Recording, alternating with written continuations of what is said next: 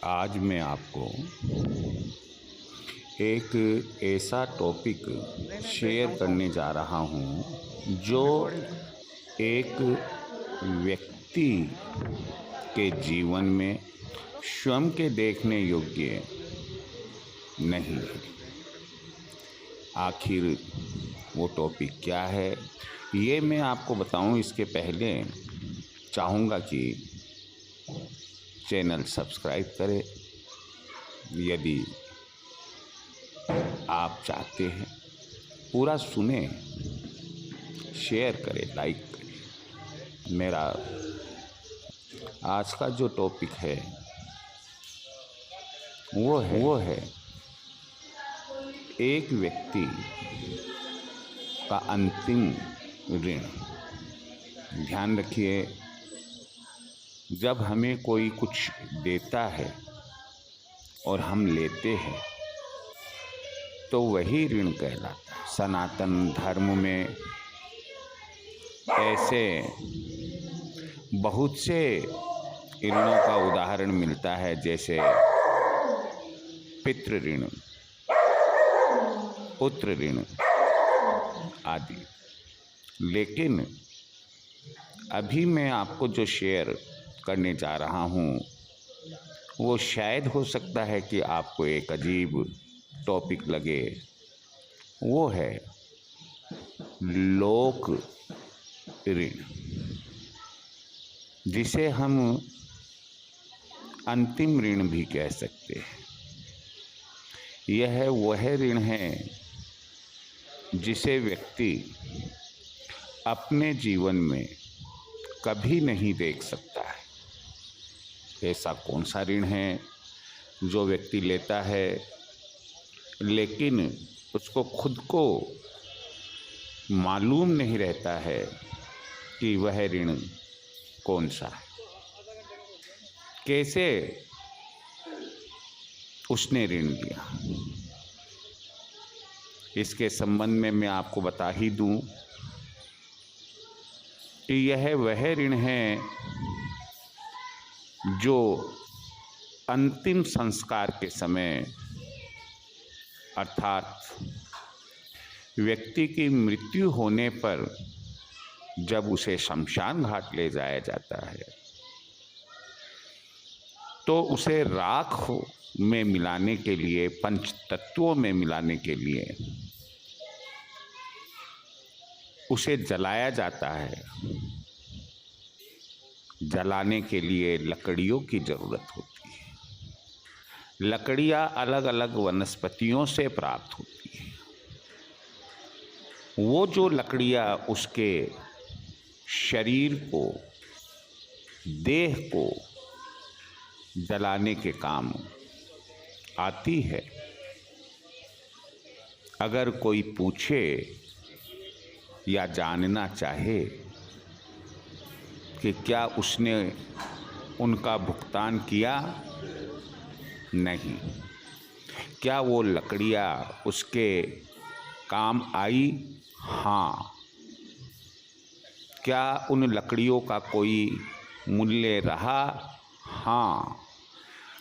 जो मूल्यवान कोई चीज़ हो और व्यक्ति के काम आ रही है और हम यह कैसे कह दे कि वह उस व्यक्ति पर ऋण नहीं है, तो यही उस मरने के उस व्यक्ति का अंतिम ऋण होता है जो मरने के बाद उस पर चढ़ता है। जब वह धर्मराज के पास जाता है तो वहाँ उससे यह पूछा जा सकता है या पूछा जाता है कि क्या तुमने अंतिम ऋण की व्यवस्था की थी? जैसे बैंक में हम पैसा जमा करा देते हैं और घूमने के लिए जाते हैं। जब ज़रूरत होती है हम अपना पैसा एटीएम से या अन्य किसी तरीके से निकाल कर अपने प्रयोग में ले लेते हैं। तो ठीक ऐसे ही क्या लकड़ियों की व्यवस्था करके आए तुम, जो तुम्हें जलाने के काम में आई? जो ऋण तुम्हारे ऊपर चढ़ा, क्या वो ऋण माना जाए या नहीं माना जाए? तो ऐसी स्थिति में मैं जहाँ तक समझता हूँ कि शायद धर्मराज को उत्तर मिलता है नहीं, क्योंकि कोई भी व्यक्ति अपने मरने के पहले शमशान घाट पर चिता में कितनी लकड़ियाँ कितने मूल्य की लगेगी, उसकी कोई व्यवस्था नहीं करके आता।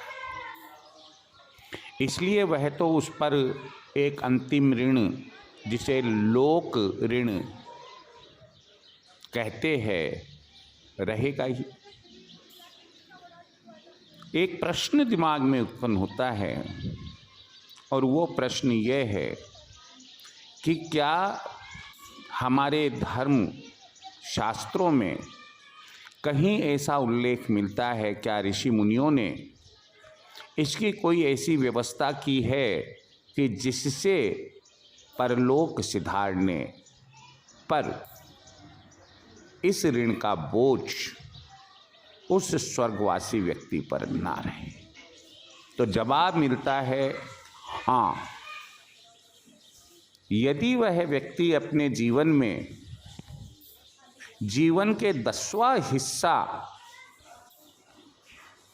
उस संख्या के बराबर वृक्षारोपण करता है, पेड़ पौधे लगाता है, तो ऐसी स्थिति में यह मान्यता धर्मशास्त्रों में ली जाती है, विद्वानों द्वारा बताई गई है कि वह अपना लोक ऋण पहले से ही चुका कर गया है। एडवांस में लोन का पेमेंट वह कर चुका है। हम जानते हैं कि एक मनुष्य की आयु 100 वर्ष की मानी गई है, जिसका 10वां भाग 10 होता है। इसका मतलब हुआ कि यदि हम अपने ऊपर ऋण, अंतिम ऋण, लोक ऋण नहीं रहने देना चाहते हैं, ऋण मुक्त होकर अपना देह त्याग रहे हैं और धर्मराज के सामने उपस्थित हो रहे हैं, तो जरूरी है कि हम अपने जीवन में कम से कम 10 वृक्ष अवश्य लगाएं। क्यों? कि हमें पंच तत्वों में विलीन होने के लिए उन वृक्षों की लकड़ियों की ही आवश्यकता होगी। मुझे उम्मीद है कि आपको अंतिम ऋण या लोक ऋण क्या होता है, इसकी क्या व्यवस्था है, किस प्रकार से मुक्ति पाई जाती है, निश्चित रूप से समझ में आया होगा। जीवन में प्रण ले, संकल्प ले कि हमें कम से कम 10 वृक्ष अवश्य लगाने हैं। जय श्री कृष्ण।